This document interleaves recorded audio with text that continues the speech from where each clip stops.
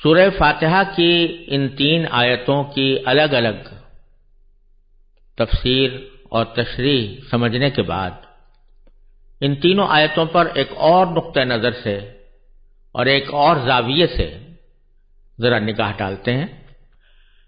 پہلے یہ سمجھنے کی ضرورت ہے کہ اسلام جن بنیادی عقائد کی طرف دعوت دیتا ہے ان میں 3 عقائد کو بنیادی اہمیت حاصل ہے، یعنی اسلام ان 3 عقائد پر ٹھیک ٹھیک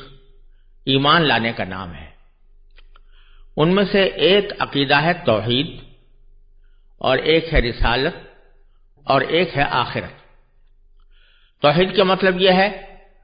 کہ انسان اس بات پر ایمان رکھے کہ اس کائنات کا واحد خالق اور مالک اور معبود صرف اللہ تعالی ہے، اللہ تعالیٰ کے ساتھ کوئی خدائی میں شریک نہیں۔ یہ عقیدہ توحید کہلاتا ہے۔ دوسرا عقیدہ رسالت ہے۔ رسالت کے معنی یہ کہ اللہ تبارک و تعالی بندوں کی ہدایت کے لیے اور ان کی رہنمائی کے لیے اور ان کو دنیا میں زندگی گزارنے کا طریقہ سکھانے کے لیے وقتاً فوقتاً اپنے پیغمبر بھیجتے رہتے ہیں، اور ان پر وحی نازل ہوتی ہے، اور اس وحی کے ذریعے وہ لوگوں کو ہدایت کا راستہ دکھاتے ہیں۔ اور اس رسالت کا اختتام نبی کریم سرور دو عالم سیدنا محمد صلی اللہ علیہ وسلم کی نبوت و رسالت پر ہوا۔ تیسرا عقیدہ آخرت کہلاتا ہے، اور اس کا مطلب یہ ہے کہ زندگی صرف یہ دنیا کی زندگی نہیں ہے، بلکہ اس دنیا کی زندگی کے بعد ایک آخرت کی زندگی آنے والی ہے جو ابدی ہوگی، ہمیشہ کے لیے ہوگی، کبھی ختم نہیں ہوگی، اور اس میں انسانوں کو اس دنیاوی زندگی میں کیے ہوئے اعمال کا بدلہ دیا جائے گا، اچھے اعمال کا بدلہ اچھے ثواب کی صورت میں، اور برے اعمال کا بدلہ جہنم اور دوزخ کی سزا کی صورت میں۔ یہ 3 اسلام کے بنیادی عقائد ہیں۔ اگر سورہ فاتحہ کی ان 3 ابتدائی آیتوں پر اچھی طرح غور کیا جائے تو در حقیقت ان میں ان 3 بنیادی عقائد کی طرف ایک واضح اشارہ بھی موجود ہے۔ وہ اس طرح کہ پہلی آیت میں توحید کا اشارہ موجود ہے، دوسری آیت میں رسالت کا، اور تیسری آیت میں آخرت کا۔ پہلی آیت میں سب سے پہلے تو الحمدللہ فرمایا گیا، جس کے معنی یہ ہے کہ تمام تعریفیں اللہ کی ہیں، اور اسی سے یہ بات نکل سکتی ہے کہ جب تمام تعریفیں اللہ کی ہیں تو وہ اسی لیے ہیں کہ وہی تنہا خالق و مالک ہے تمام کائنات کا۔ اگر اس کی خدائی میں کوئی اور معاذ اللہ شریک ہوتا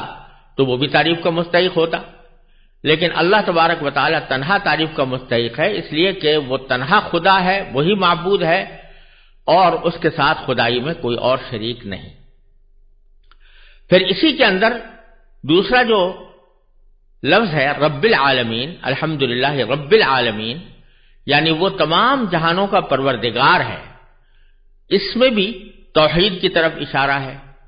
اس لیے کہ اگر اللہ تبارک و تعالی ہی تمام جہانوں کا پروردگار ہے، انسانوں کے جہان کا بھی، جنات کے جہان کا بھی، فرشتوں کے جہان کا بھی، جمادات کا بھی، نباتات کا بھی، ہر چیز کا پروردگار وہ ہے، تو پھر عبادت بھی تنہا اسی کی ہونی چاہیے، اس کے ساتھ کسی اور کو بھی عبادت میں شریک کرنا کسی طرح بھی معقول بات نہیں ہوگی۔ تو اس طرح الحمدللہ رب العالمین میں توحید کے عقیدے کی طرف اشارہ بھی ہے، اور در حقیقت توحید کے عقیدے کی دلیل بھی ہے کہ اللہ تبارک و تعالیٰ چونکہ تمام کائنات کا پروردگار ہے، لہذا تنہا وہی عبادت کے لائق ہے، اس کے سوا کوئی بھی عبادت کے لائق نہیں۔ پھر دوسری آیت میں جو اللہ تبارک و تعالیٰ کی صفت بیان فرمائی گئی ہے کہ وہ رحمان ہے اور رحیم ہے، جس کے معنی ہے کہ سب پر مہربان ہے اور بہت مہربان ہے، اس میں اشارہ ہے رسالت کی طرف، اس لیے کہ اللہ تبارک و تعالیٰ اگر سب پر مہربان ہے اور بہت مہربان ہے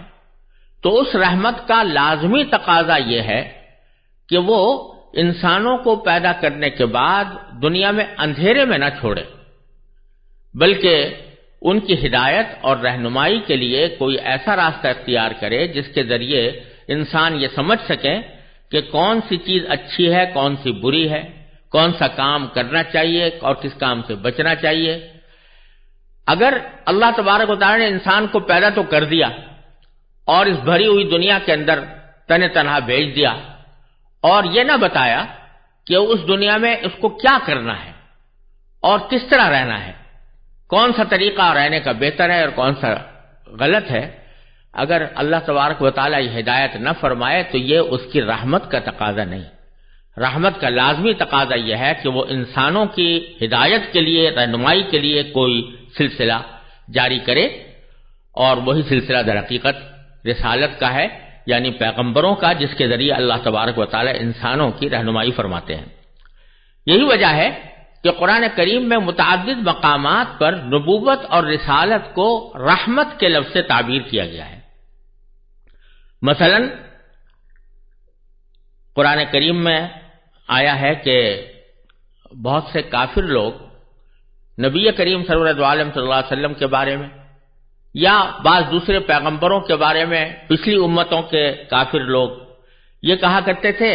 کہ بھئی انہی کو کیوں رسول بنایا گیا ہے، انہی کو پیغمبری کیوں دی گئی ہے، ہم میں سے کسی مشہور آدمی پر، ہم میں سے کسی مالدار آدمی پر وحی کیوں نہیں نازل ہوتی، ہمیں کیوں نہیں پیغمبر بنایا جاتا؟ تو اس کے جواب میں قرآن کریم نے ایک موقع پر سورہ صاد میں فرمایا ام عندہم خزائن رحمت ربک العزیز الوہاب۔ یہ آیت ان کے کافروں کے اس قول کے جواب میں ہے کہ انزل علیہ الذکر من بیننا، انہوں نے کہا تھا کہ یہ وحی کیا ہم سب لوگوں میں سے صرف انہی محمد صلی اللہ علیہ وسلم پر نازل کی جا رہی ہے اور انہی کا انتخاب کیا گیا ہے، ہمیں کیوں اس وحی کے لیے منتخب نہیں کیا گیا؟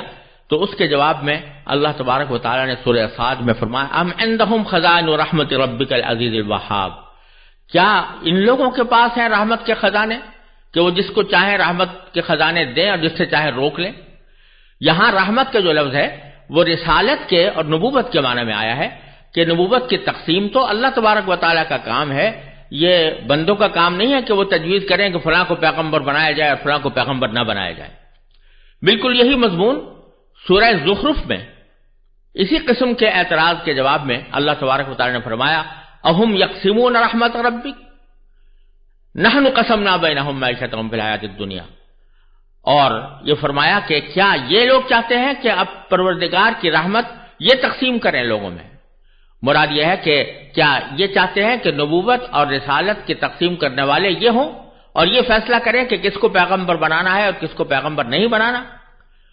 اور اسی آیت کے آخر میں وَرَحْمَتُ رَبِّكَ خَيْرٌ مِّمَّا يَجْمَعُونَ فرمایا گیا کہ جو مال و دولت ہے اس کی تقسیم بھی اللہ تعالیٰ نے کی ہے، اور جب مال و دولت کی تقسیم اللہ تعالیٰ کر رہے ہیں تو رحمت کی تقسیم یعنی نبوت کی تقسیم تو بطریق اولا اللہ تبارک و تعالیٰ کا کام ہے، یہ لوگ اس کو نہیں سمجھ سکتے۔ اسی طرح